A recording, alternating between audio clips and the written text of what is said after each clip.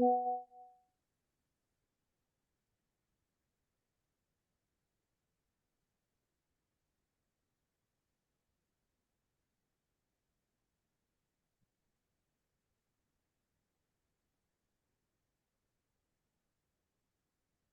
morning, ladies and gentlemen. I think we will start now. A warm welcome to all of you, both to those who were already here yesterday and to all those who have joined us today. We had a full day yesterday with exciting keynotes and panels. I don't want to repeat anything now. You are very welcome to rewatch the first day of the conference either on our social media channels or on YouTube or on our website. Before we start the conference today, one last technical note. You can, of course, watch the conference in normal Zoom mode, but we have also prepared a special environment for you. To get there, I would like to ask you to click on the three dots at the top right of the picture with the title Live Stream. By clicking there, a menu will open, and if you look closely, you will see the item Fix or Fixieren in the middle. Please click on it. Okay, and now I'm very pleased to announce Professor Dr. Patrick Donges, our important and valued project partner at the Institute of Communication and Media Studies at Leipzig University. Please, Professor Donges, the stage is yours. Yeah, thank you very much. Good morning, ladies and gentlemen, dear colleagues. Unfortunately, I was not able to attend the conference yesterday due to other appointments, so I'm very delighted to have a second chance to welcome you here at the Institute of Communication and Media Studies in Leipzig. We are very honored to be a platform for your conference today. So here is a strange expression for online conferences. I choose our institute building as a background image so that you at least briefly see where you could have been when we would be in a real conference. Our institute is always a little proud that it was one of the first for communication studies in Germany. It was founded in 1916 during the war in which thousands of people died every day. I always ask myself how people came up with the idea of founding an institute for newspaper studies back then. But the institute survived the German Empire, survived the so-called Weimar Republic between the two world wars, the National Socialism and the German Democratic Republic. Many aspects of the history of our institute are extremely painful, but for today it makes us a good place to reflect on change, discontinuities, and persistence. And this is the focus of our research here, to analyze the relationships between the various processes of change in communication, media, and society. The term relations is really important for us here. We must not look at the media change in isolation, but always see it in relation to other processes of change in politics, culture, and the economy. Social change, as you all know, and we try to teach our students here, is not a single constant process with a clear goal. Change is always a whole bundle of interconnected processes that can be very conflictual and contradictory. Change is driven forward by some actors and slowed down by other actors.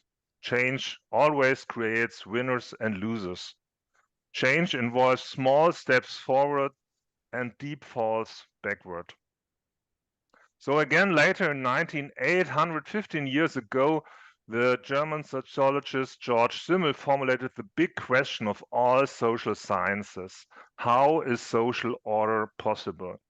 Your conference today and the research in our institute are interested in something different. How is social change possible? And what role do communication, media, and the public sphere play in this? I would like to thank you very much for accepting the invitation of my colleagues Kiefer Hamidi and Daniel Kravich and using our institute as a platform for your conference. I would be very happy if further threads of conversations could develop from this conference today. I wish you very much success and interesting insights for your second day. Thank you very much.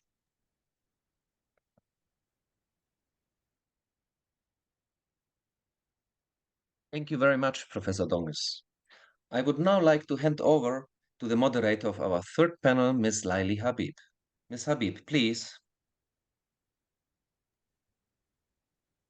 Thank you very much, Mr. Grabik.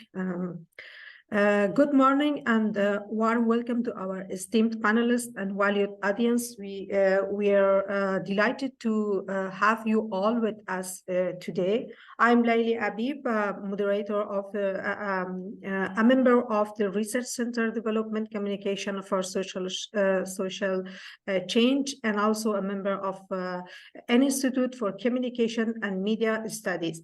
And today I'm the moderator of third panel. And before I start the panel discussion, I would like to point that this is my first panel in English. Therefore, apologize for any misperfections. At the beginning, I want to give you a brief information about our discussion, the role of women in the media leadership in Afghanistan. The third panel will critically examine the role of women in the media leadership and management in Afghanistan. According to various reports, the presence of women in discussion, the decision-making level of the media has been insufficient or symbolic, even though it has been identified as a key objective by international communities. Although the role of a woman in the decision-making level of the media tended to be subordinated, some media outlets in Afghanistan were nonetheless run by women. In this discussion, we will ask our panelists, has it been possible for women to achieve leadership position in the media? And what obstacles have women faced in the media? This discussion will also look at the removal of women from the media after the fall of the Afghan government in 2021 and the perspective of women working in the media.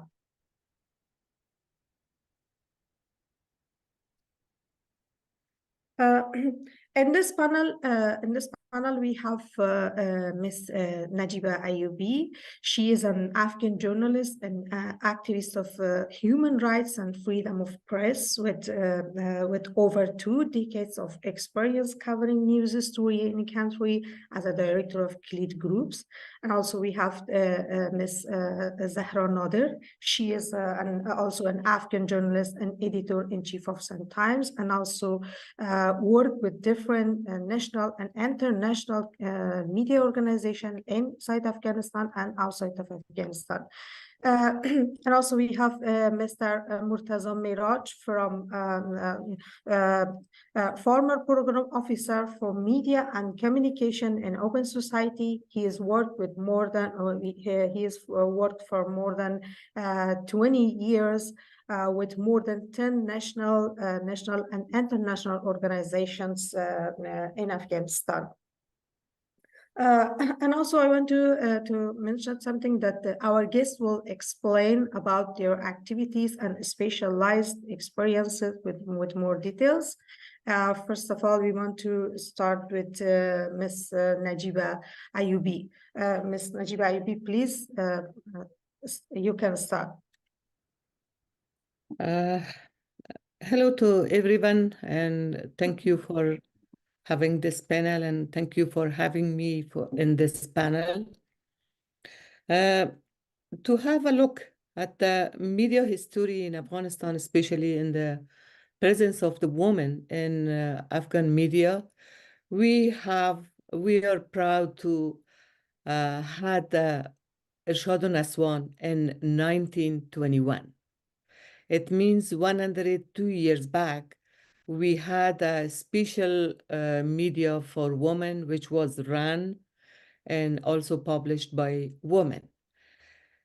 But during many years and many regimes, the women journalism in Afghanistan faced different issues and different situations. The last 20 years, like, like 2001 to 2021, was a golden time for Afghan women journalists. A lot of women come in the different media, the TVs, radios, and also in the print media. Women success to find job and work in different levels of the media. We had too many women work as producers, reporters, and also media workers, as well as media managers. In 2012, I had a study. There was 86 media run by government.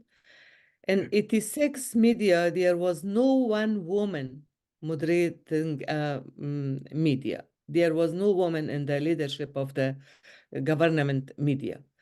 In different events and conferences, I did a lot of advocacy and ask all the responsible people in the government that why you have no woman in the leadership of your media.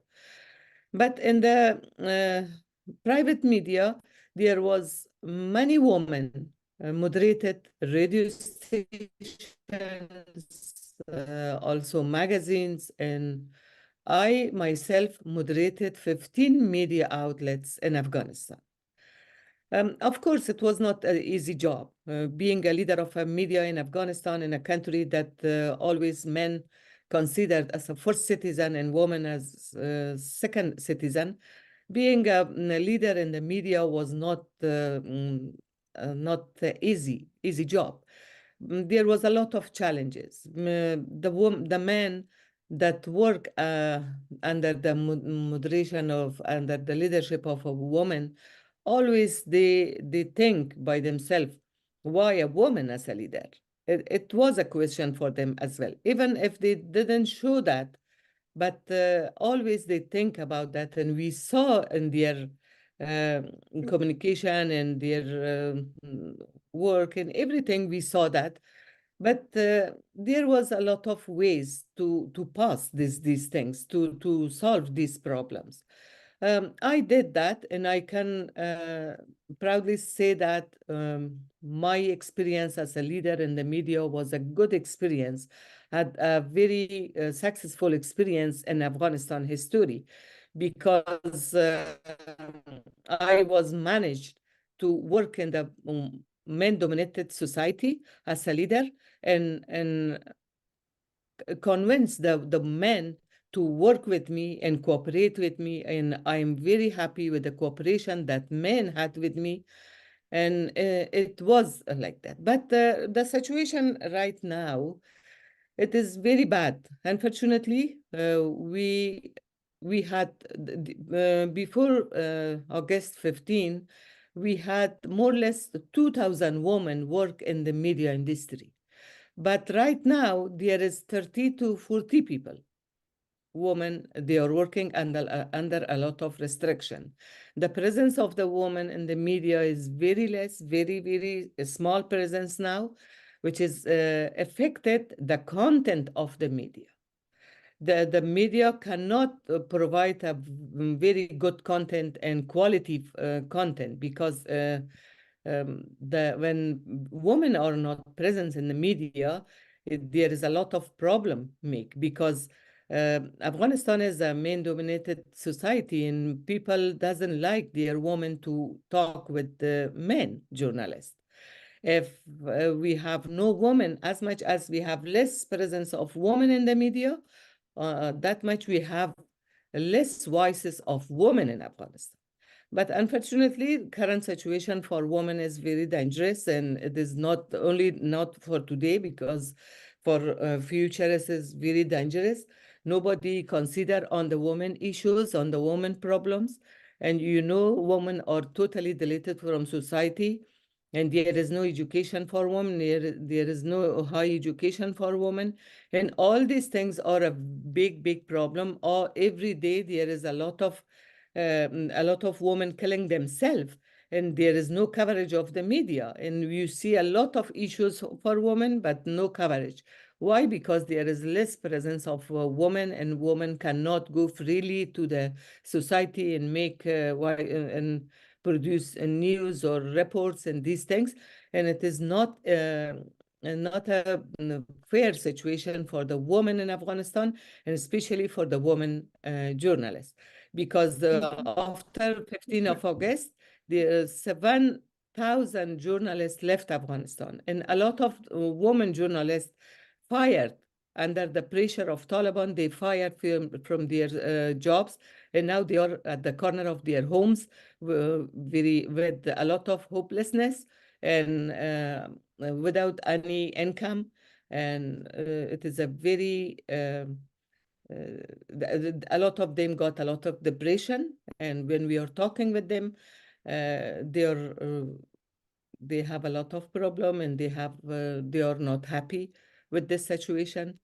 But unfortunately, the international community and the decision makers of the world is not taking care, and a lot of them are dealing with Taliban. They are giving them money, and it is a very confusing situation, especially for women, and we don't know how we solve this hopelessness situation for the Afghan people. Thank you so much, Ms. Ayubi. We will later talk and ask a question about the challenges and the opportunities for women in the media in Afghanistan. And now we want to hear from Ms. Zahra Nader. First of all, if you explain some about your work experience and in which field you worked in Afghanistan, and after we will ask you a special question about the title of our discussion. Thank you, Lalijan.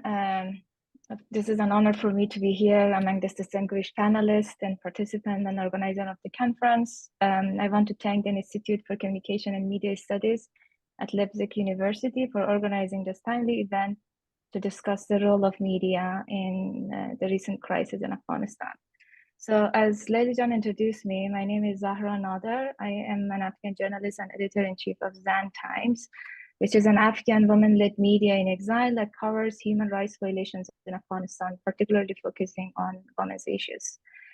I think this, so I have been a journalist for over a decade in Afghanistan and have the opportunity to work under the leadership of Ms. Ayubi, who have spoke here about the situation of the media and the difficulties that women are facing in Afghanistan. But this topic is particularly of my interest. I love to talk about the role of women in media leadership, because that is very much defining of how much space we have, what we can do, or basically the area that we can maneuver in. And I feel that we didn't have a lot of voice in the past 20 years in the media leadership as a woman. So I have a lot of stories to tell, and I'm happy that I can speak again alongside my former boss, Ms. Ayubi. This is totally an honor because she can also talk about her experience when she was running the media in the past 20 years, and I can speak about being a woman journalist, actually working in one of those newsrooms, what it meant for me, what I saw, what I experienced, and how I feel that the media, if not 100%, to a very great extent, fail us in a way that it didn't allow us to be able to deliver on capacities that we had. So I want to start with my own experience of working as a woman journalist in Afghanistan, where I often find myself to be the only woman in the newsroom. Even before the Taliban takeover, it was not easy for us as women to be journalists in Afghanistan. As Ms. Ayubi said, there were many of us working in the media. We were present in the media, that you could see us, that we have a seat. We are like, women were presenting news, women were working on the field and preparing reports. However, I feel that our voices, our perspectives were always almost excluded. And I feel that it has more to do with our lack of access to power and resources, and the deep patriarchal norms that denied us rights and opportunities based on our gender. It was assumed that because we are women, we could not do certain works that men journalists could do. For example, there was one point in my career that one of my colleagues, my male colleagues who would just sit beside me, he just told me that you're not gonna be a good journalist because you're a woman. And it was a total shock for me because like, we are working together, you know me, you know, like I'm very passionate about journalists, how you can say that to my face? And he gave me 2 reasons. He said, you know, like you can never stay late in office. You cannot go and cover attacks or, you know, like suicide attacks that was happening in like, you know, most parts of Afghanistan. And also you cannot travel for work. It was interesting. The assumptions that he had about me was based on what he thought that I could do or could not do as a woman in Afghanistan society. It was very much determined by the social norm of Afghanistan society of defining that a woman should not be out of the house after 5 p.m. That it was assumed that if there is a meeting in the office at 7 p.m., they never asked me to stay because okay, she's a woman, she should go home, she should go cook, she should take care of her children. She has no business to stay in the office, like, you know, for a meeting or anything because she's a woman. That's easy. There were many times that, you know, like even the media organizations, the organization that were working for the media in Afghanistan, like they were organizing, you know, meetings, and the picture would come out and you could see all men sitting around the table. And sometimes we would just post about this, say like, where are we? You know, because we are here, we are working. Why we are not seeing ourselves being represented in this table? Because we should have a voice in what's news, what we are going to cover, what we are going to focus, how we are going to do that. We should have a voice in that. But we did not have a seat in most of those tables. Why didn't we have a seat? Again, it goes back to, you know, like this meeting was very late, we organized it very late, and it was like very far, or like it has a lot of to do, so you're a woman, you cannot be here, so we thought it's better for you to not be included. So I feel it, like the example or the experience that I had was mostly due to the gender discrimination, the biases, the understanding that they had. And this was, you know, what I told you, this example, this antidote is more about the personal, but it was more systematic to the ways that I don't want to assume here that if men were running the media, they were 100%, you know, like advocate for women's rights, because they were not. They were part of the society. They were grown up in the society. So the very norm, the social norms, the misogyny that, you know, were very prevalent in Afghanistan, but also in the minds of these men who would lay us down of like what you can do and what you cannot do. So for me, I feel that, but at the same time, there was a pressure. In the past 20 years, there was money, there was, you know, like field possibility for media development. And that somehow allowed us to get our feet into the door because it was seen positively or more democratic if you have women journalists in your newsrooms. You could pitch your, you know, proposal to an organization and say, hey, you know, like there's 10 women journalists working in my newsroom. So you had more chance of getting funding than you just say, okay, we're all exclusively men, because then you would see very undemocratic and less chance of getting funding and money for your organization. So like our presence there was not so much of that we have something to say there, but there was, you know, a benefit for those men who were leading the media. But at the same time, there was women like Ms. Ayubi who were fighting their ways out to get a seat at the table. And I can understand how difficult it was and how necessary it was. And this topic, especially today, of like how important it is to have more women leading the media in Afghanistan. Ms. Zahra Nader, thank you very much for your explanation. And now we want to hear from Mr. Murtaza Miraj if you have any explanation about our today's discussion, or if you want to add some more about your introduction for our audiences before we ask our question. You can share with us your thoughts in 5 minutes. Thank you. Thank you, Ms. Habib, for having me. I'm very delighted to be part of this conference. And good morning to all the audience, or good afternoon to them. I started my career in 2001 at the beginning in the field of education. But in 2005, I moved to the media field. And I started my career in this field as a writer and columnist, and then shifted to editor and chief editor. But in 2010, I moved to the field of capacity building for the journalists, especially for new journalists, including the female ones. And then I continued my work in this field as a communication and media advisor, and also as a grant maker. We provided financial support and also capacity building programs for the media, especially for the private media who have been working in the field of professional journalism, particularly investigative journalism.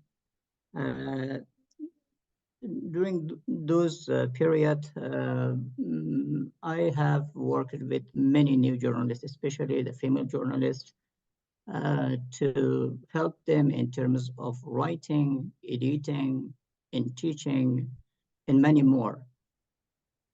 Fortunately, during the time I provided financial support to the media through the organization I worked with, I worked closely with some media. They were led by ladies and women.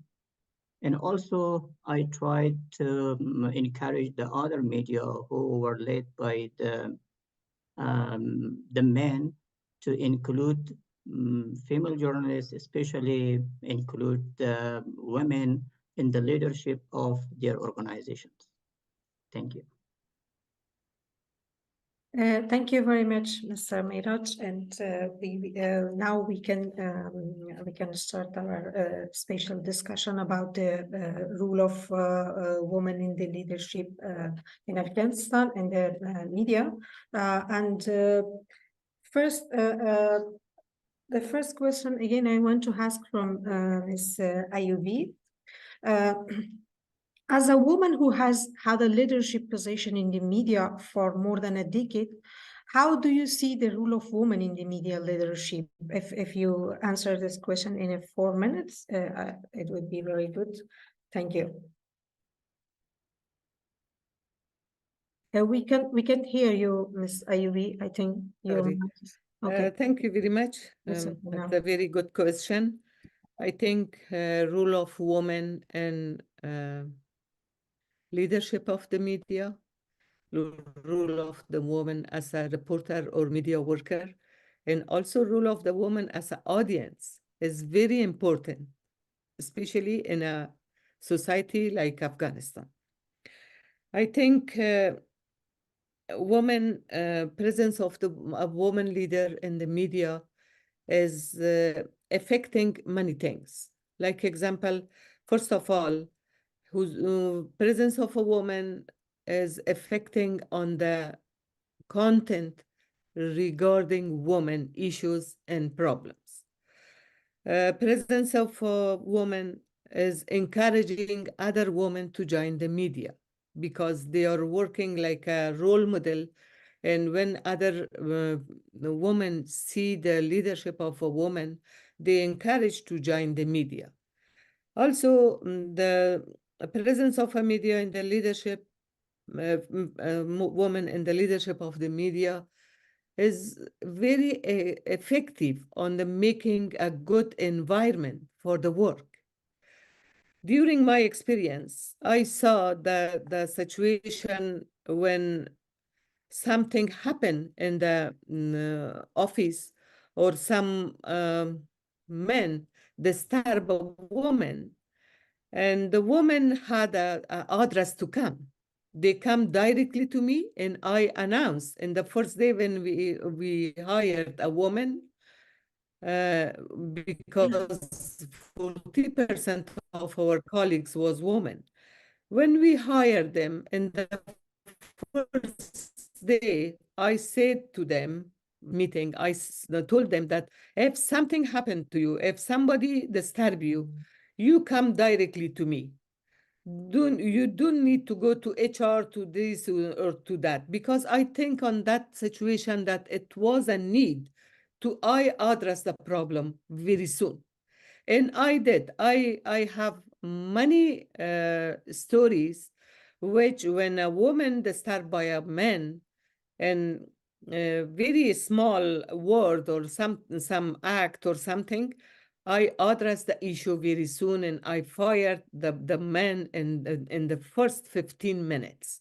We have this experience in provinces and also in the central office in Kabul. Uh, this was very effective that people, especially women, had an address to come, and they were very, they find a very good self-confidence to think in a good hand, I'm in a good environment, and it was very effective. But the most important part is being the woman in leadership is the content, because media is content, and when you provide or produce content, it have to be gender-based in a country like Afghanistan especially. And it is very important to have women in the leadership of the media. It is totally, it make a very balanced environment for men and women, because I'm not thinking, I'm not saying that when we were very considering women, we ignored men. No, we wanted to make equal opportunities for everyone, for the appreciation, for the everything. But our consideration was on the woman. Like example, sometime when we face some problem in the newsroom, we know Afghanistan is a society that a lot of people are uneducated, and people are growing in the situation that they think men in first and women second. And they are coming with then this mindset in the office.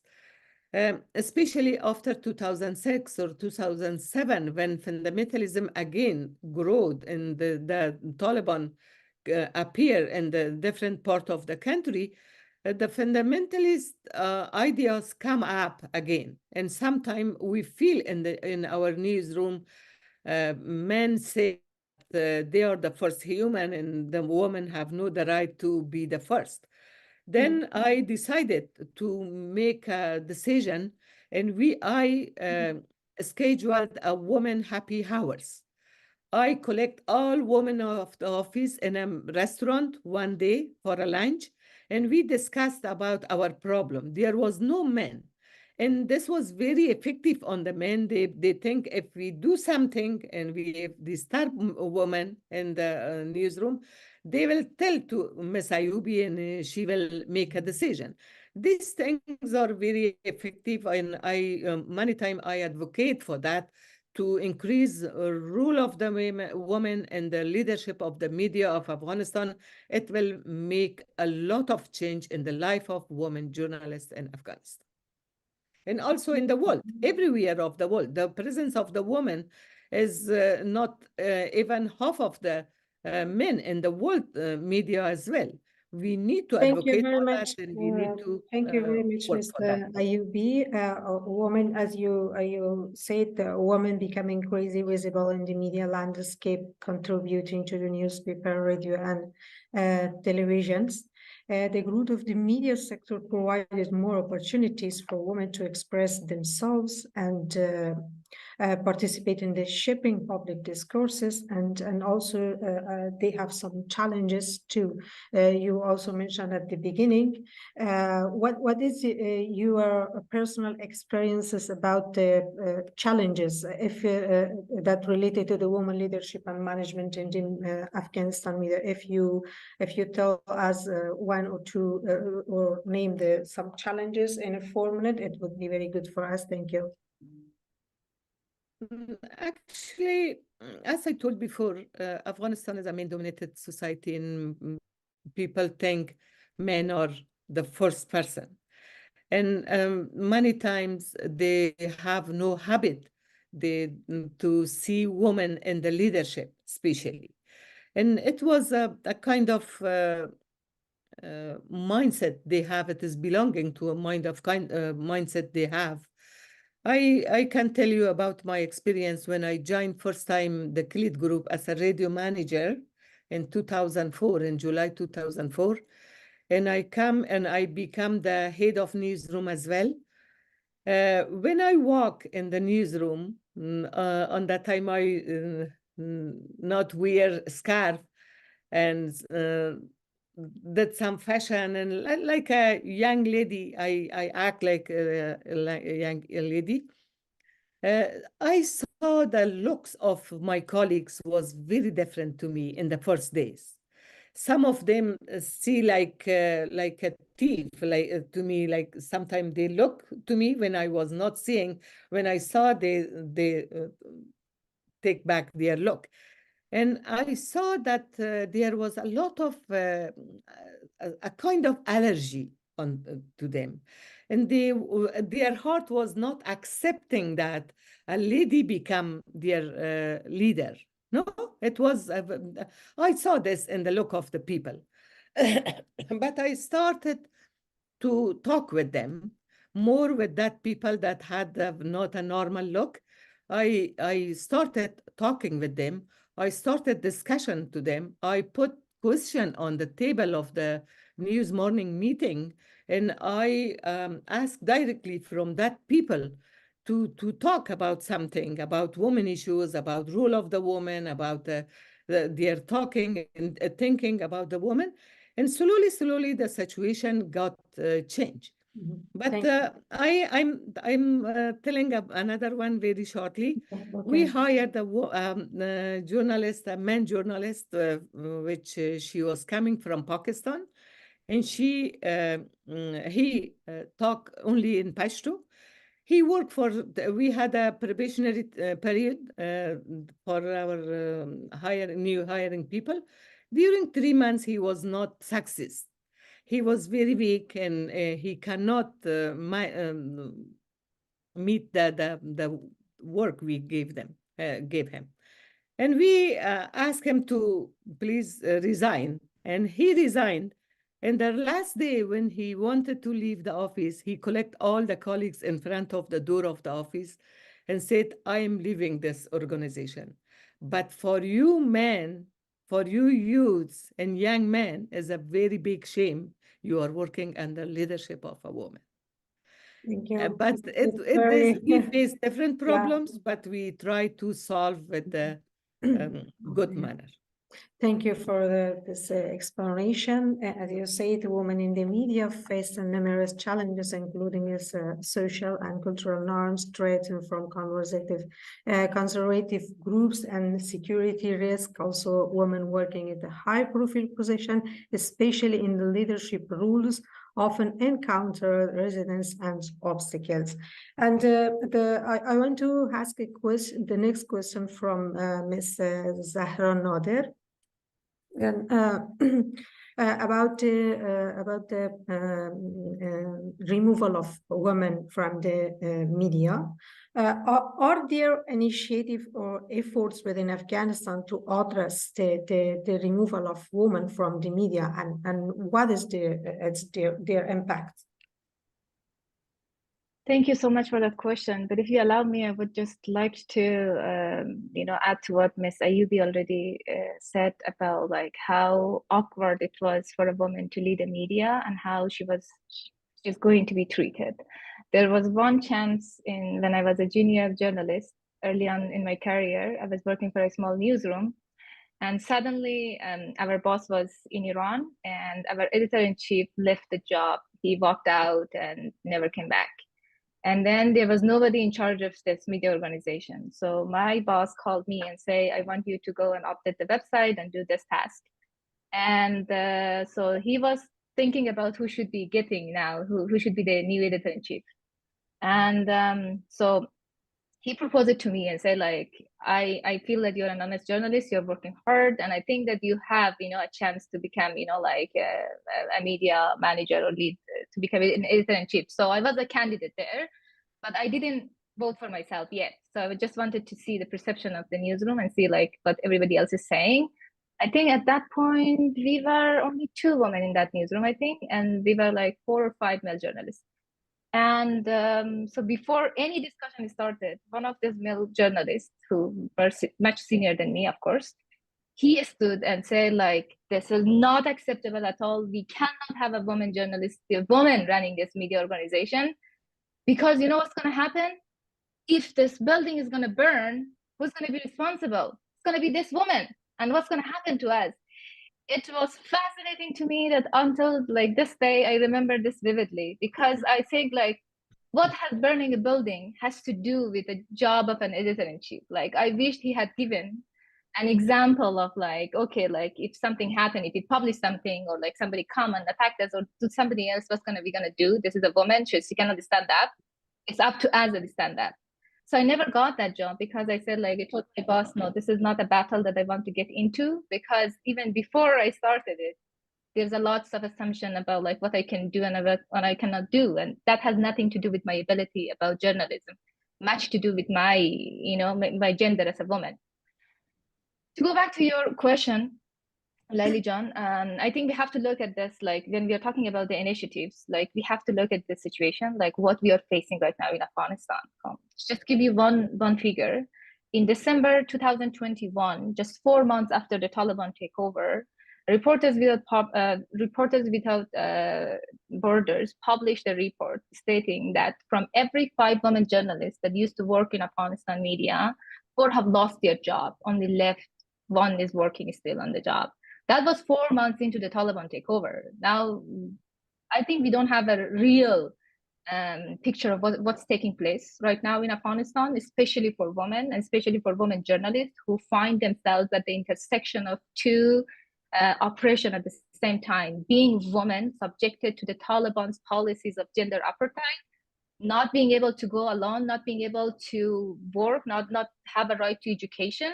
That's simply because they are women, they're subject to that policies, that restrictions. And being a woman journalist give them several other restrictions, like because we know like media is also one of the sectors that came under attack when the Taliban take over. So of course, when there's 2 contesting operation at the same time, the chance of these women surviving, being able to continue their work is less, and it's going less and less and less and less. And as we are talking, as Ms. Ayubi also already said about this male-dominated society that feel if a woman is leading a media, it's awkward, it's not acceptable, it's shameful. So I think that's like, we don't have a lot of encouragement, even from the media sector right now in Afghanistan. In February, we published a story about the lives of women journalists who are still working in Afghanistan, what they do, how they feel, what's happening. The title of our report says, No Pay and Constant Harassment, the Lives of Women Journalists in Today's Afghanistan. I'm gonna just read you 1 paragraph of this report, that what it says. To see how women journalists are coping after 18 months under the Taliban rule, Zan Times contacted 32 women journalists in 12 provinces. They recounted security threats, harassment, and constant fear for doing their job. 17 out of 32 women journalists who spoke to Zan Times lost their job after the Taliban takeover. 6 of them were fired because they were women. 6 lost their job due to the closure of their media outlet, while another 5 quit their job, quit due to restrictions and security issues. While the other 15 have continued their work despite facing gender discrimination, sexual harassment, security threats, pressure to abandon their jobs, unpaid work, and lack of access to information, the Taliban censorship, and forced mandatory hijab rule. So this is the situation that we are facing. So there is no, there's no ability for having an initiatives to support women's role in the media, because the point is that the regime that is in power, their objective, their aim is to erase women's social political rights, to not have any women's voices. That's why we right now have 4 women protesters who are imprisoned because they raised their voice, because they asked for their rights. So that is the idea. And we have last week a former woman journalist is killed. We don't know how.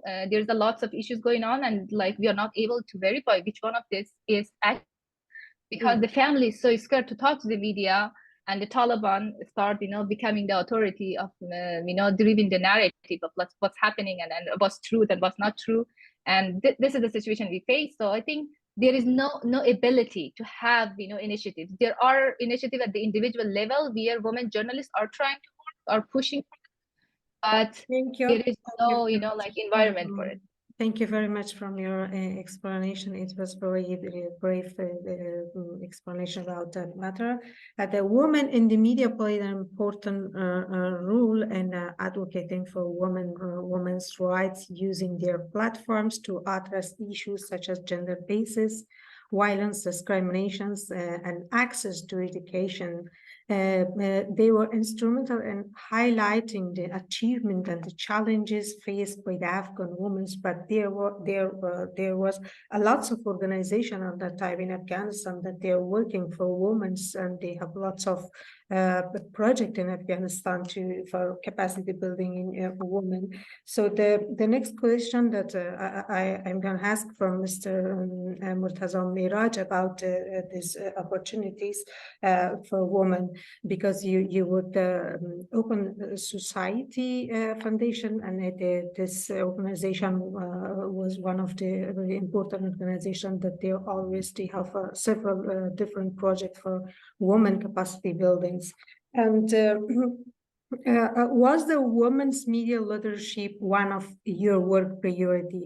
If yes, what support have women received from your help? Thank you, Ms. Habib, for raising this question. Yes, supporting the women-led media organization was one of the priorities in my portfolio. Through the financial support and also technical support, we could help a few women-led organizations, and also supported some other organizations that the women were in the leadership of those organizations. Part of that support was to help them in terms of high quality content development, and also capacity building of their administrative staff, and building their financial system, and also generate or improvement of revenue generation. These were part of our priorities. However, we had planned to include more and more women-led organizations to our financial support program, but unfortunately, we didn't have time, and the government was collapsed. Okay, thank you. But international communities have supported media organizations led by women or with a focus on women issues. This support can include financial assistance, training programs, and capacity buildings initiatives, some other different programs for women too. And I'm going to ask a second question referred to this, your answer and explanation. How successfully were you adapting women's media leadership roles as one of your organization's goals? Is this related to me? Yes, Mr. You can repeat your question. Repeat the question? Yes, of course. And how successfully were you adapting women's media leadership roles as one of your organization's goals? I think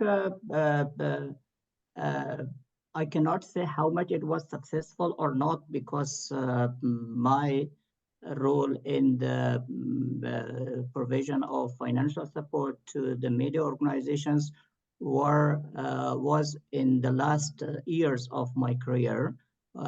So at the beginning, we had the plan to provide such support to the media-led organizations, but it took time. And during the last 2 years, we were able to include more and more organizations. They were led and managed by the women, and also include the other organizations that were their program was focused on the media, on the women capacity building. Okay, thank you. We will back to you with another question also. And now I ask a second question from Ms. Zahra Nader. Ms. Nader, in your opinion, how effective is the role of the media in bringing women's voice to the table? Thank you for that important question, Lady John. I think the media has a very significant role in shaping society's perception of gender and what women can do and what they cannot do. And I see that there's a question in the chat as well asking about like how that perception of like you cannot be a journalist because you're a woman, or you cannot be in media leadership because you're a woman, how that change. And I think changing that also depends on how the media portray women, like what they do, how we are being shown, what's the word that's being used about to talk about women, you know. Those are very important because it allows society or teach society how to talk, how to see women, how to engage with women, you know, what words to use about them when you're talking, or what kind of feeling to have about them when you talk about women. Should you have a feeling of disgust? Should you feel that, you know, as Ms. Ayubi pointed out, like it's shameful for me to be working with a woman? Or like what kind of feeling or what kind of perception like is women is you know, like is media is making sense of women? I'm going to give you one example that's have been very I've written about this as well for my academic work, but there was one media program in Tolu TV, I think. It was called Shabake Khanda, the Persian name, and it's called the English name was like Laughter Network, something like that. So this was like a very, you know, satirist comedy show, which was watched by millions of people in Afghanistan. People loved it, and they always like looking at this. And I was looking at this, I was becoming very uncomfortable because of the fact that what it was showing, what it was talking about, the pictures it was showing an inferior position for women. It was casting women even as a third, you know, class citizenship of this country. You know, first of all, there was no woman in the cast, and I am sure that there might not. I'm sure, but like I feel that there was no woman writing for the show, and of course there was no woman working in the show. So when I was researching it or trying to see like what's up, because this is a very popular show, it teaches a lot of people, it has a great role in how women are being represented. So this show, like it should you know, encourage people toward more equality, gender equality, showing women's problem, not in a way that enforce them. So there's, you know, like this dichotomy, or like this sword, you know, two-way sword, where there's one point that this media has a very significant role in encouraging women's participation in society, in showing what women can do, what roles that they can play, and in terms of showing the diversity of their experiences and what they are capable of. And there's one side that if it's not being done correctly, you can reinforce, you can reproduce misogyny, you can encourage violence against women. And I felt that this show was in fact encouraging misogyny against women. It was using very disgusting words, very degrading words about women, and also showing them in a very, mindset that these women are often always working inside the home, or when they were going outside, they have always relationship with men. So that very much play with this perception that Afghan society have about women, that if a woman is working outside the home, she's probably a prostitute. She's having a relationship with men that she's working with. So that idea was replayed in this show. What that was teaching the society was that, yes, your perception is correct, that if you're thinking all the women who are working outside, either they're being harassed, they don't tell you, or they're totally okay with this, to be like, to have relationship or being harassed, that idea. There was not a very conscious choice in producing this content of enabling gender equality, of raising awareness. The role of the media, I feel, at least at this point, is to raise awareness, to encourage people to come to debate, to have discussion, and hopefully that discussion will lead us to change, to social change and to debates. But unfortunately, I feel that there was a chance, there was some good work done, but still there was not conscious thinking about how to include women's perspective. For example, only in this show, if they had women writers writing for the show, but at least there should be a critical way of thinking it. Because having only one woman who is thinking very patriarchal thoughts, who is totally okay with the patriarchy, with the misogyny that's going on, to have her seat is, again, not okay. It's not about only talking that it's about biologically talking about you're a woman or a male, but like in terms of critical thinking, like we have to be able to give awareness. And also, like, especially the fact that women were not on that show also seemed that, like there's not acceptance that women should be in comedy and women should play. So that is a saying fact about how media treat women in Afghanistan, or what was the media role in, women's rights in Afghanistan. Yeah, thank you so much, Ben. Just one question related to your explanation. How can the international community support Afghan women journalists who have been removed from the media rules due to the recent political developments? Thank you for that question. I think there's a lots of things that the international community can do, starting by working collectively to finding ways to ensure that the women journalists, the very few who are still working, they can continue their work and have, a safe environment to be able to work.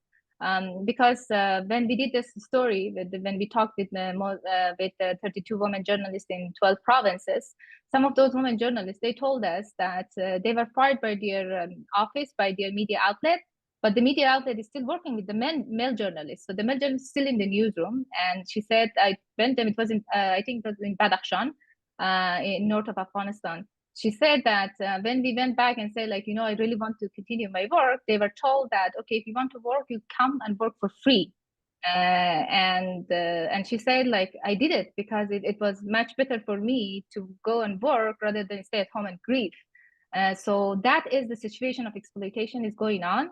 And we really need to ensure that women can continue their work, even if that means they stay in their house, but being able to be connected with their own community and report on what's happening in their community, especially to women who are the main target of the Taliban in Afghanistan. So if we don't have women journalists on the, if we don't have women journalists, literally, we don't know anything about what's happening to women's lives in Afghanistan. That's because of two particular issues. One is that because of culture. So as we talk here, we talk a lot about, how our society treats women. And that's very true in terms of, like, the cultural acceptance of, like, having a woman in the newsroom, the relationship between men and women, what's going to happen. So it's been seen as a very sensitive topic. So, like, it's less likely, especially now, for male journalists to be able to go to a woman's house and interview her because of this, cultural understanding. Yes. And that's especially intense since the Taliban take over, because that's like no relationship, any relationship with men and women is no. And then there is this societal, there is no support. There is, and the media that's like saying, okay, we cannot have, some of the media say we cannot have women journalists in our team, because if we have women journalists, we hire women journalists, we have the Taliban on our back, who told us that if some of them said that their media have been told by the Taliban that you should not be hiring women journalists. Even that's not an official policy, it has been told to some of the media outlets. And at the same time, they said if we persist, if we continue to have women journalists in our newsroom, we have the Taliban knocking on our door every day, especially the Taliban vice and virtue will come and see if this woman is properly hijabbed, or her office is separated from a male colleague and all those. So they say we cannot afford to have that. So it's cheaper, it's easier for us to let women journalists go and have only male journalists on our staff. So first is to ensure that women journalists can continue their work. The second is safety of these journalists, to be able to ensure that they can continue safely their work inside Afghanistan. And if not inside Afghanistan, there should be support for getting them outside of the country and settle them in a place that they can continue their lives, as well as to have an opportunity to continue their profession, to remain journalists, and especially to work on the issue of women in Afghanistan, which is, the severe women's rights crisis of our time. And the third one is like have support for media in exile, and especially media that's led by women journalists, that's staffed mostly by women journalists, because their voices, their perspective is important. And at the same time, as we talked here, we talked about the struggle of power. This is like, do I have access to power? Did Ms. Ayubi had access to power? She had to fight her way through to become a media leader. So this is, I feel it's not in a way that our path is like very bumpy, like it's very narrow, only one or two can cross it. So we need to have, a structural support to have women in the leadership of the media and enabling them to get support. Just adding one more sentence about my media organization, which is called Zan Times. Zan means woman in our Farsi Dari. And Zan Times is our way of speaking back to root to power. We started this news organization to be able to raise awareness about the situation of women's rights in Afghanistan, but particularly women's rights, because we felt that's needed. And we felt we are the authority voice to be able to report on our own cause, on our own rights and loss of our rights. So I feel their support is needed, but however, we are the one that is getting the least support because we are not trained, we don't know how to write a very impressive proposal, we are not connected with the sources of powers, with the one giving the funding, with the one, like sitting in the boardroom and discussing about women's rights, or like how can we increase women's political participation in society, but we are not in the table. Our voice is not being heard. But sometimes they do invite us for a conference or for a panel, we talk.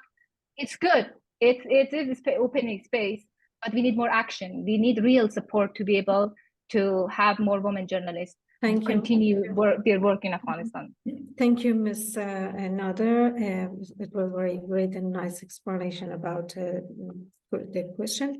So I think it's important to note that while international support has been instrumental, the effectiveness of these efforts is often influenced by the broader political and the security context in Afghanistan. The return of the Taliban to power in 2021 has introduced new challenges and uncertainties for women, and ongoing efforts are needed to address the evolving situation. And now our session is open to our audience. I think maybe our audience have a question. We have 20 minutes to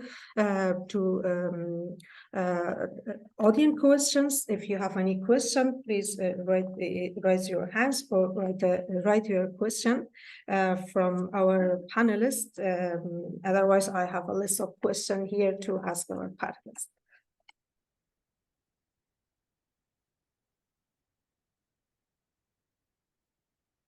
I think we have Hazrat Bahar, Mr. Hazrat Bahar. You can ask your question.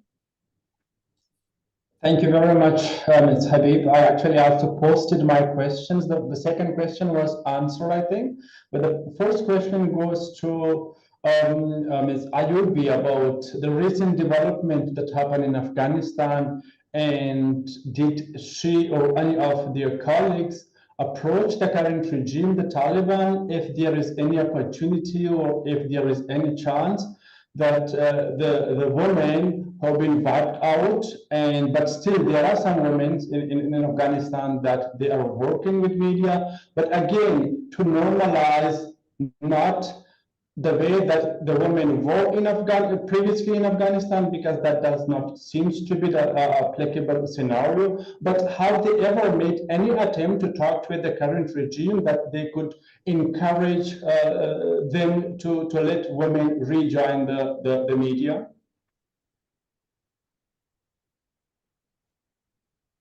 Okay. You're taking more questions? Hello, John. Yes, this is just one question from Mr. Hazat Bahar, that he has a question from you. Did you got his question? Actually, my voice was a little bit not I think good. you write there your question also, yeah, Mr. Yeah, I have also written my questions in the chat box. Yeah, can you access to the chat? Or should I repeat it again? I want to see it. It's better than if Ms. Ayubi can read the question. If she can, that's okay. Otherwise, I will repeat my question again.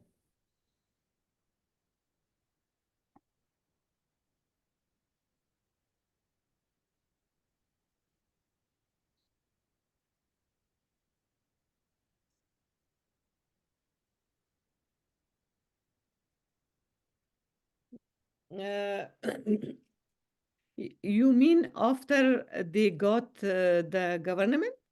Exactly, yes. After they took over in 2021, and women just fled, and if there is any opportunity, or if you have already talked, or if you want to talk with the Taliban, that they could let women to rejoin. Actually, I have experience talking with Taliban before they got Afghanistan for the second time. In 2020, with the delegation of the Afghan journalists, Afghan leaders of the media, I went to Doha and talked with Taliban on that time. I was the only person in the delegation. When we entered in the house which Taliban was there, it was a surprise for them. And they never think that a woman will be among the delegation. On that time, we talked with them, and we talked very seriously about the Afghanistan issues, about the woman education, about the media and these things. They said we changed a lot. We will allow women to go to school. We will allow women to work in the media and everything. They talk very, very nicely. But on that time, even I think they are lying.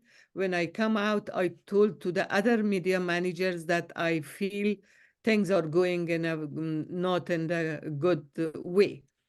But after, when Taliban got there was a very bad deal between Taliban and Americans in Doha.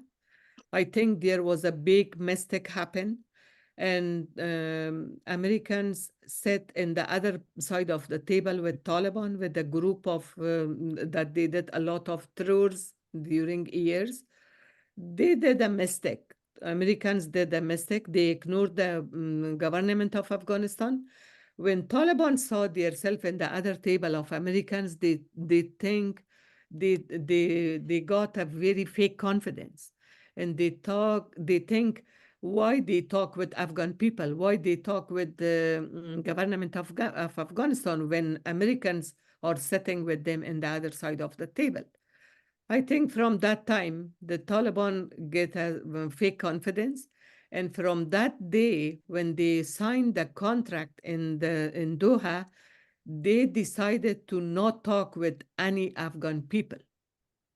And from that time, there is a lot of efforts of Afghan women groups, media groups, and others to talk with them about the problems that are about the situation they made, about the policy they are applying, especially about the women and gender apartheid. They are applying gender apartheid, but they are not ready to talk with any Afghans.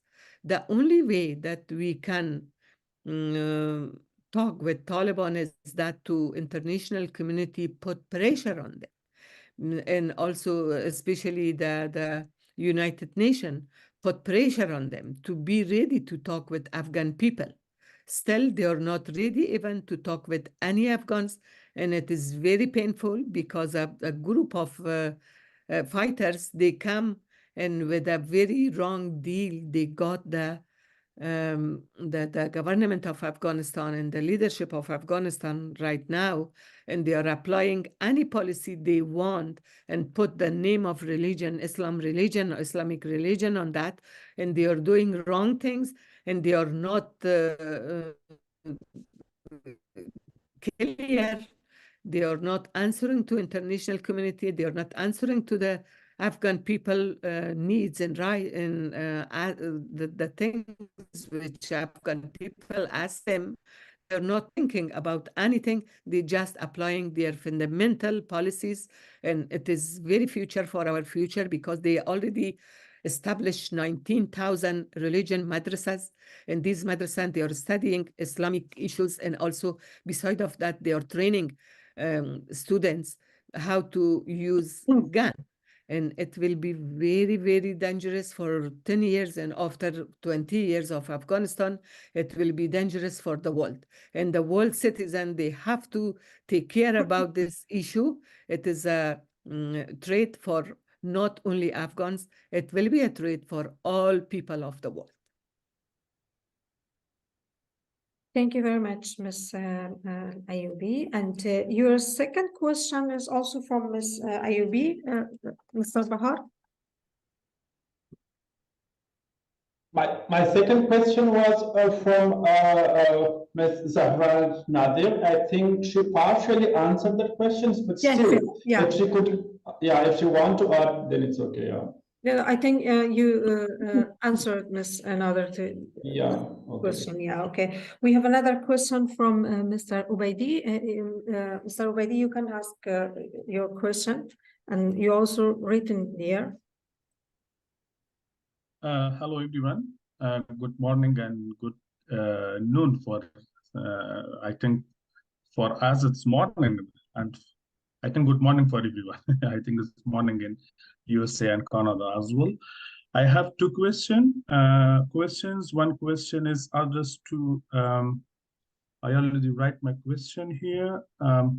One question is addressed to Zahra Nadir.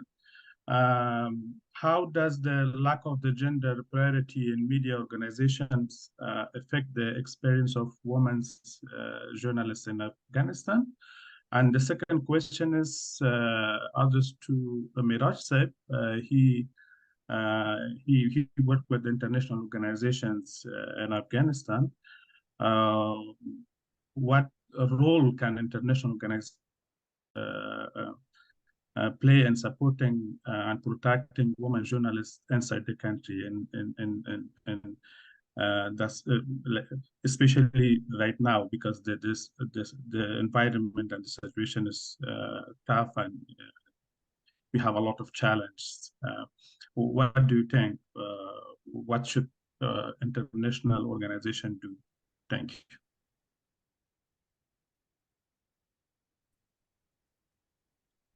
Thank you, Mr. for this question. I think we don't have any, or at least I don't know if we have any study about the gender parity in Afghan media. But of course, with what we talked and we described, that even our presence in the newsroom was somehow questionable, somehow seen as a, like we are stepping out of our lane. So of course, I can totally understand that the perceptions of mine that, like the woman's place is in the kitchen was somehow very deep And that, I think, also affect the pay, like I'm sure there was no equal pay, as you can see, even in the countries, even in Germany, the US, and other countries. And, there's still a big gap. But in Afghanistan, I'm sure that gap is much more bigger because of the experiences that we have. Even very simple support was not there. So even if we had problems, there was little spaces for us to be able to raise this question. Even we were talking, so it was very hard to even think about gender parity, because we were just still struggling first to have a role in the newsroom, to be there, and then can we have a role in the table? Can we sit at the decision-making processes? Can we have our voice heard? We were just fighting for that. We still have a lot, I think, to fight for equal pay. In Afghan media, we were very far from that. There was not even I don't remember even we were discussing it. Mostly we're discussing about harassment, this perception of that if we are working outside the home, it's not being seen as very much accepted, or so that we were fighting, mostly trying to get our step into the door of the media and trying to have our voices heard, our perspective is heard. Yeah, so I don't remember even we having discussion, but we have a lot of discussion about as Sayubi said, harassment. There was most of the time, because when you're seeing that, okay, when you have this perception that if a woman is working outside the home, probably she's okay with having a relationship on an affair with a man. So you're more likely to approach the woman and say hey, I want you to be my friend. I remember, such an incident like the happy hours that Ms. Ayubi talked about. I was there, I was part of it. So it was very powerful to have a woman that you can go to and say, hey, this had happened to me. Because if a man is ruling the media, and probably, it's very hard for this woman to go to that man and explain that the nature of the sexual harassment she might have faced. But then, so there was little protection for us, little ability to open a space for ourselves to discuss it. So I think no equal pay, of course, but we were not yet there to ask for it. We were still fighting for more basic rights in Afghan newsrooms. So I will end there.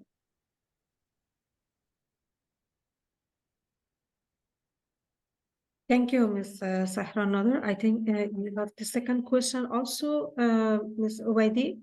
Mr. Ubaidi, yes, I think from Mr. Murtaza Miraj. Yeah, the second question is addressed to Murtaza. Did you read the question of Mr. Ubaidi, or I should read it for you, Mr. Miraj? I have already read it. Okay, thank you. Thank you for this question. I think it is very important to talk to the international organizations, and also talk to the international community both, and through advocates and through advocacy groups. It's very important to have a joint effort by those media organizations or any other civil society organizations that are involved in the Afghanistan issue, and they have these concerns about the women and also about the other journalists. So it is very important to reach out to the international organizations and also to the international community, and ask them and request them to return to their commitment. The women achievements during the 20 years after the Taliban in 2001, and also the media, they have been both success stories for the international community engagement in the country. But after 2021, most of them have forgotten the country, and they have forgotten the journalists, the media, and the women. And it is very important to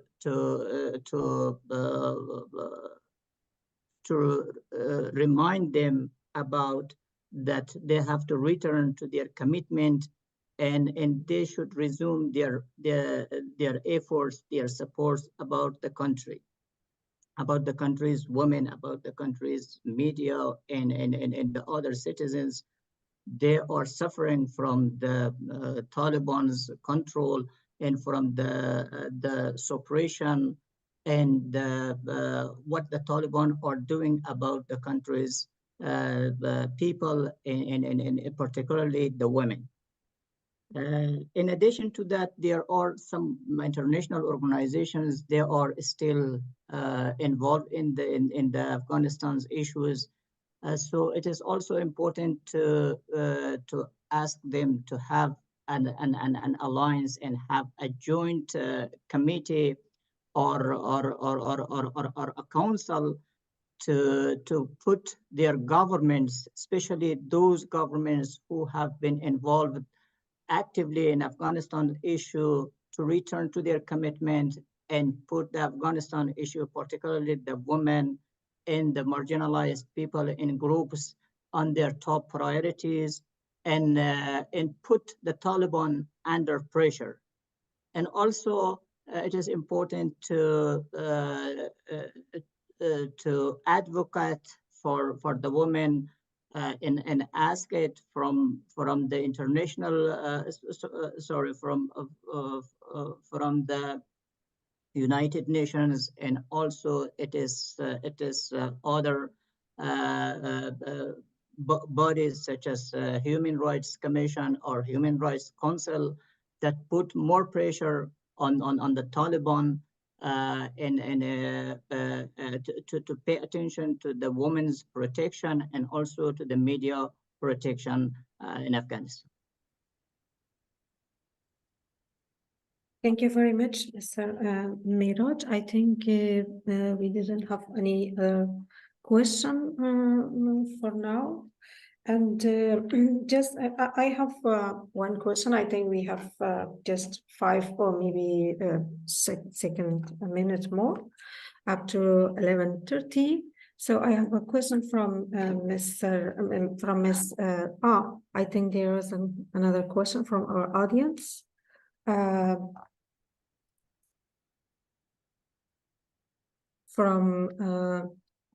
The question is, our audience asked a question from you, Ms. Nother. Can you read the question, or? Yes, You got it? Okay. No, I have read it. Yeah, okay, it's okay.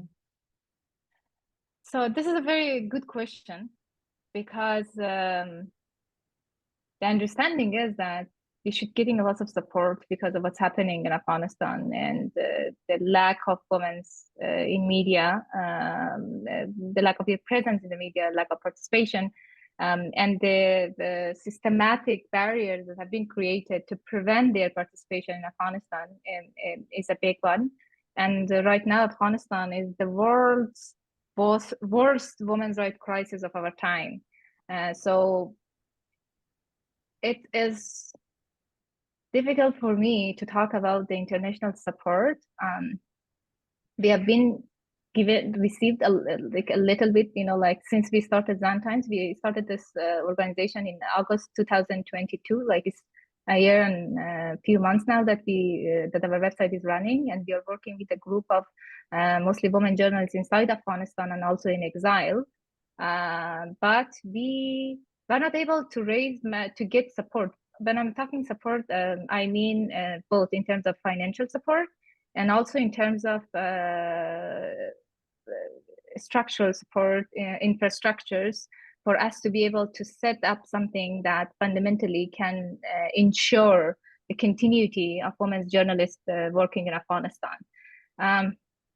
We have been encouraged, like our work have been featured. We have done a partnership with The Guardian, with the Polar Project, with Women's E-News, with Impact Newsletter in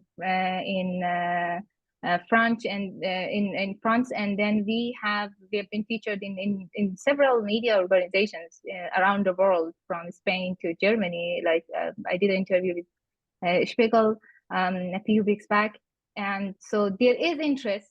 People tap us on our shoulder and say, like, yes, good job for you guys. You are doing fantastic job covering women's rights in Afghanistan. But when we are going and actually asking that, you know, I need money to keep this organization running because I need food to eat, my colleagues need food to eat, and we cannot. So for most of my time, I started this organization with my own saving, with my own student saving. I was a PhD student. I am a PhD student in Canada, and I had a scholarship. So I was able to use that part of my saving to set it up, hopefully to show that what we are capable of, that our journalism is as much quality, as much informative, as much insightful as it needs to be. As women journalists, we are covering our own losses in Afghanistan. But when it comes, when I say we're going to show the work, hopefully we will find the support we need to continue our work.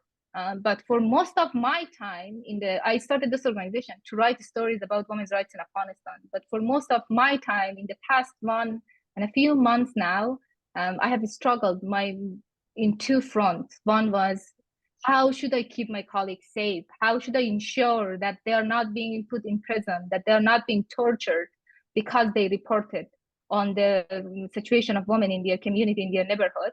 And then, how should I pay them at the end of the month? That has been a very difficult for me because I was a journalist. So I come from their own experience. I know what they're going through. I want to support them, but I don't have the means to support them. And then I don't have the experience of the media management, of leadership to go and actually find and write proposals and be able to get the funding that we need to continue our work.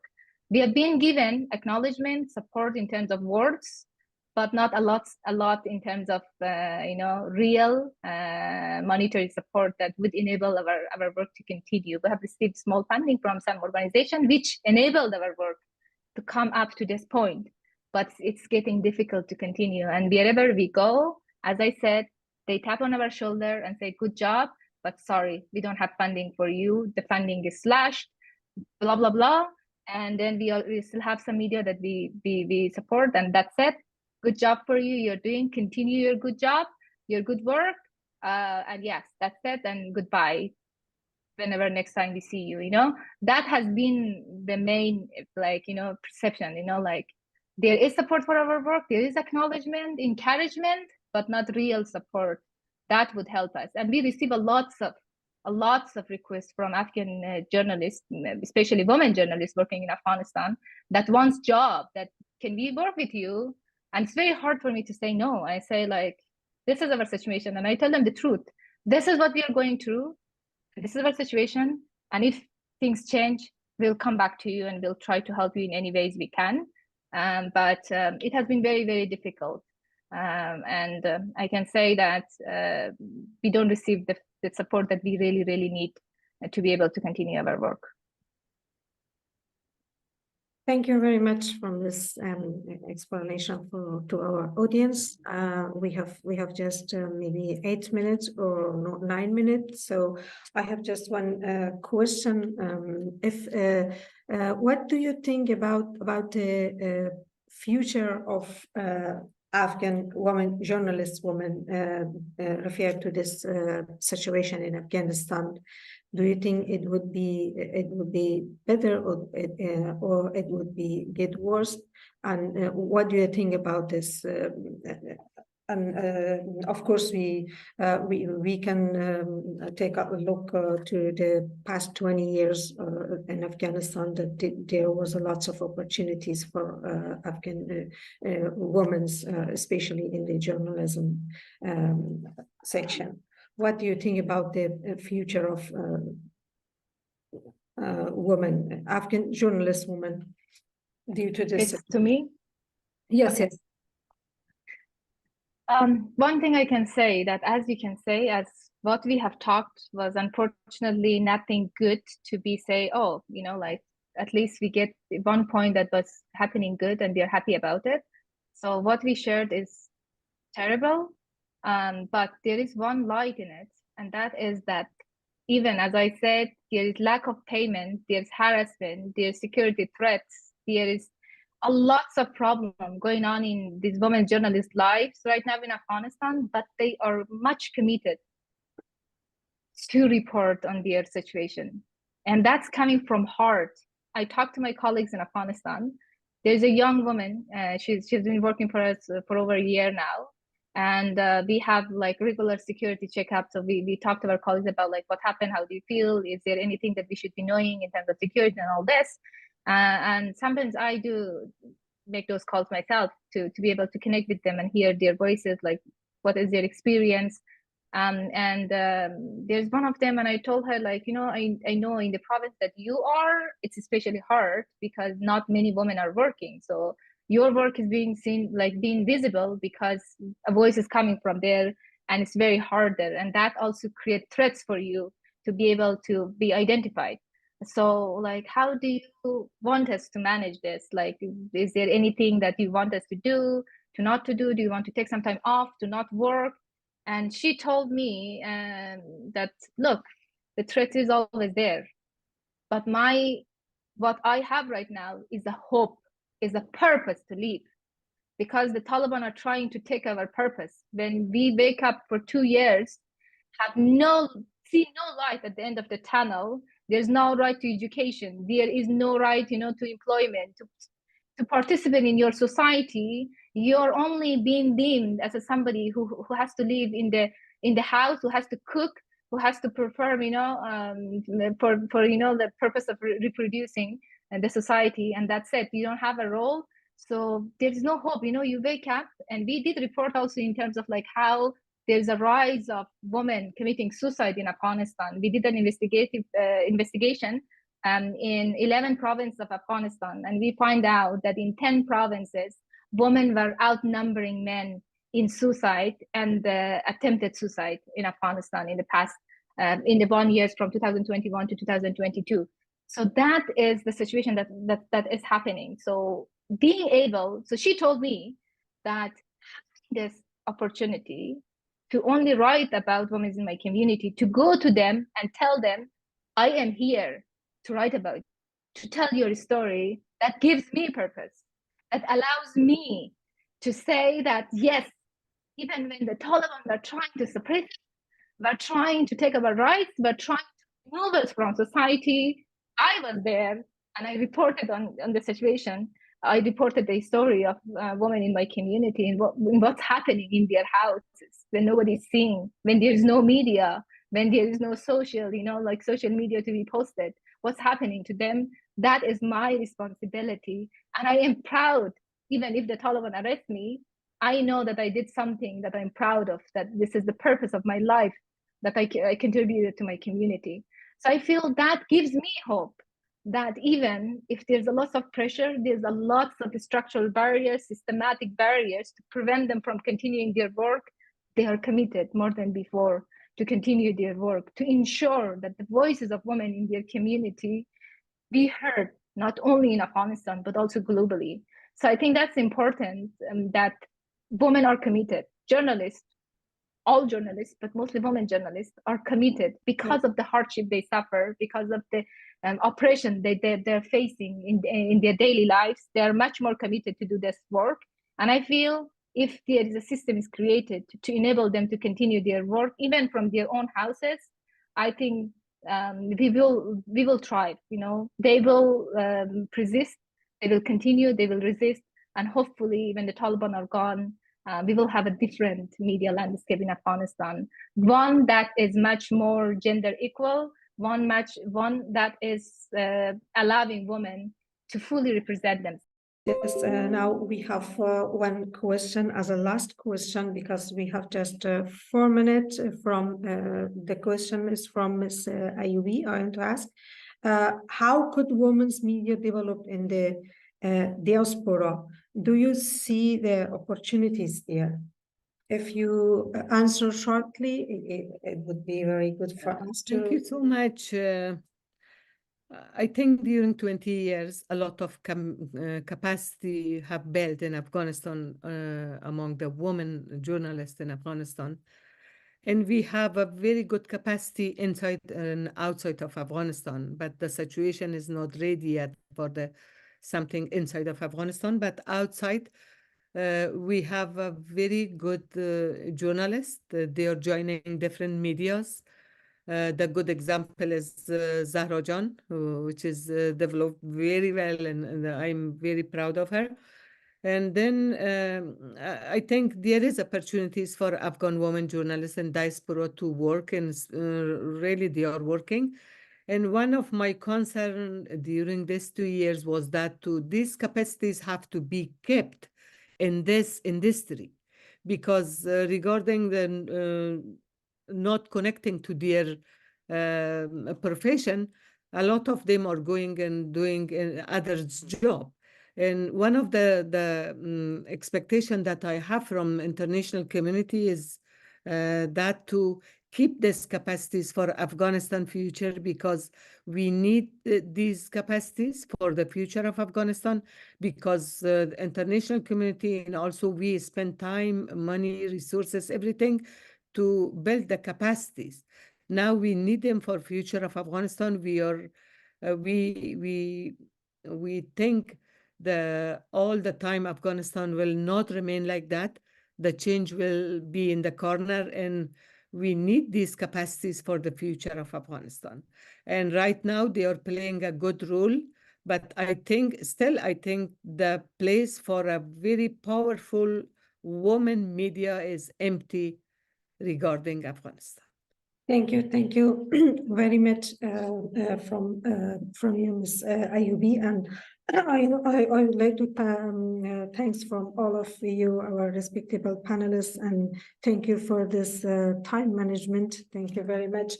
And we have one question also from audience, but unfortunately we didn't have time. We have just 2 minutes, so we can't ask their questions. So and now our discussion, I want to say some sentences as a conclusion of this panel.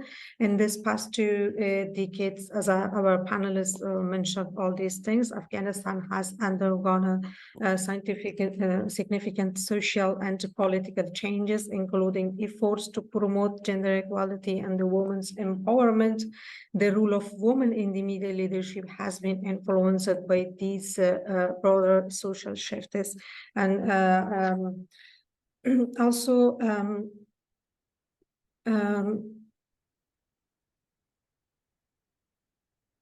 before we wrap up, I want to express my gratitude to our respectable guests and our audience, and also their entire team to organizing this insightful panel.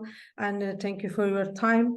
So now my colleague, Mr. Daniel Grobich, will conclude this conference. Thank you very much from all of you, and thank you for joining us. Thank you very much, Mrs. Habib. Yeah, well, that brings us to the end of our conference. And again, I would also like to thank to all our guests. We have had an exciting panel, I think, and very interesting, lively discussions. I very much hope that you have enjoyed it. We'll say goodbye in a moment, but before we do so, I would like to remind you that you can find the entire conference and many more information on our social media and YouTube pages, and of course, on our websites. Please feel free to drop by in the future. We have a lot planned again next year. Let me also thank all the moderators and organizers, without whom this conference would not have been possible. Special thanks also to Dr. Kefa Hamidi, the head of the project, and Mr. Hamid Obaidi, who was mainly responsible for the organization of this conference, but also to all the other colleagues of our project team. Thank you very much. And ladies and gentlemen, last but not least, my special thanks go to you, our guests. I would be delighted to see you again soon. Stay healthy, all the best, and see you next year. Goodbye. Thank you very much. Goodbye.